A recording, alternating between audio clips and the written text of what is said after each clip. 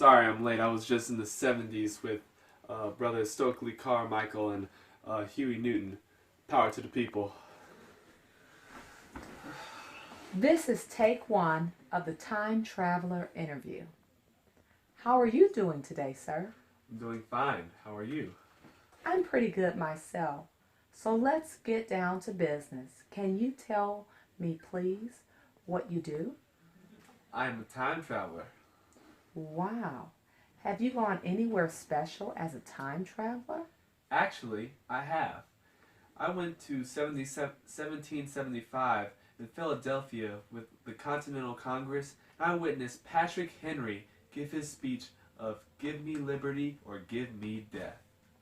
Tell us about that. That's a far cry from dashikis and medallions, but a time of breeches, jerkins, and capes worn by the colonists. Well, this whole speech was put in a series of events, so I can give you 5 details of what happened in the speech. So the first I took a few notes for just so I can have all the quotes for you. So the first detail was that British soldiers were being forced on the colonists. I got this from, I quote, "Ask yourselves how this gracious reception of our petitions comport with those warlike preparations which cover our waters and darken our land." This was an emerging detail because it was the first time it came up in the speech. The second detail was that Patrick Henry suspects that the king is forcing the colonists into submission. And I got this from when Patrick Henry said, and I quote, "I ask, gentlemen, sir, what means this martial array? If its purpose be not to force us to submission, can gentlemen assign any other purpose or motive for this?" The third detail is that a battle will emerge with Britain and the colonists. And I got this from, I quote, "Sir, we have done everything that could be done to avert this storm which is now coming on. We have petitioned, we have remonstrated, we have supplicated, we have prostrated ourselves before the throne and have implored the interposition to arrest the tyrannical hands of the ministry and parliament." This was a shaping detail with the second detail because it tried to form a rebellious feel that Patrick Henry was trying to get in the speech. The fourth detail is that Patrick Henry feels though enraged and has a yearning want to fight against the British. And he feels that the colonists have this too.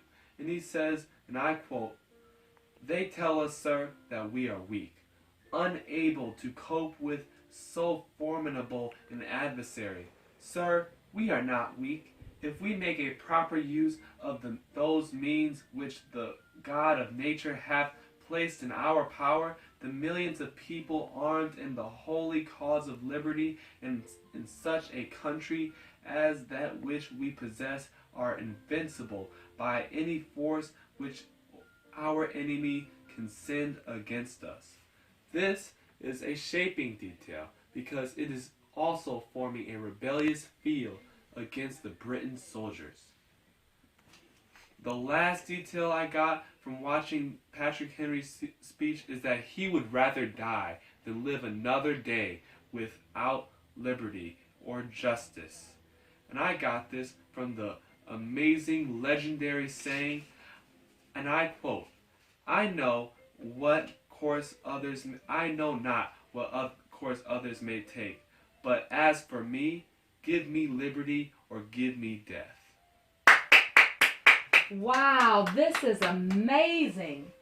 Mr. Time Traveler, I'm sure you felt honored to be a part of this momentous occasion.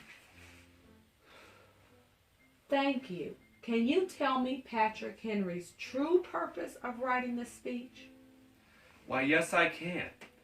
This purpose was to persuade the American people that they should not be 13 individual colonies, but they should be one country. And they should be equal to England, not just the child of them.